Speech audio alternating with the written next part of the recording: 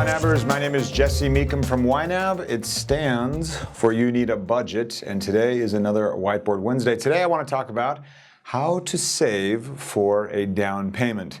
Little tip, you could erase down payment and you could write up anything you want.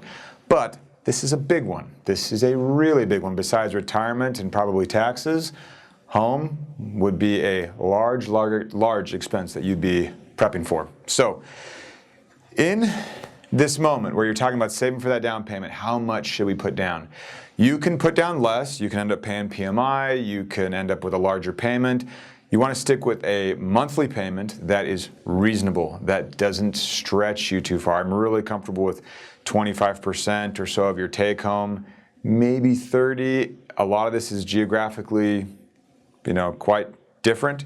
If you're here in Utah, it's not so hard. If you're on either side of the country in the United States, that's tough. If you're where one of our developers is in Switzerland, I don't even know how you do it. So it depends, but this still stays the same. If you are looking for saving for that down payment, you want to acquire as much of that as possible. And a lot of times people will say, okay, what can we do to save? Where do we cut back? Where do we cut back? If you've looked at your budget and you've prioritized a house as a goal of yours, and please do not knock renting. Renting is a legitimate, honorable thing to spend your money on. You are purchasing a roof over your head and outsourcing all property maintenance. It doesn't sound too shabby. So don't think that rent is just some awful thing. And please don't say you're throwing your money away when you're renting. You're not. You're paying someone to provide a roof and, again, outsourcing maintenance like a rich person would do. You got a worker that's doing all of your stuff for you. So that sounds kind of posh, actually. Anyway.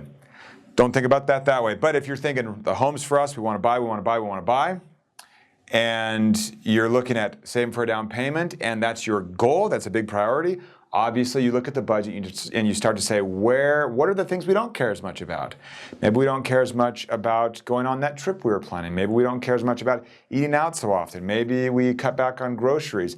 This is a big savings goal. So you want to move big levers like cars and vacations and holiday spending and like big lifestyle levers. Those are where you would look to make a big impact. Get a raise, right? I mean, I say that flippantly, but make it a goal where you say, I'm gonna land a 10% raise in the next 6 months, and back into that and look at what milestones you're gonna hit along the way and keep your manager apprised of that and how you're doing. And hey, I'm working for a raise, so I'm gonna be doing this. Stay in communication with them and land that raise. That's one thing that really can move the needle for you. So all of that is talking about kind of increasing your savings rate, getting that down payment as fast as you can, or getting it as large as needed. As needed is the next question, though.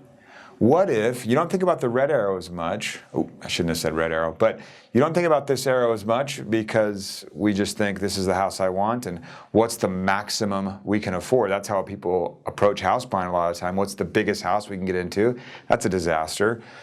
But could you maybe assess the target and lower that?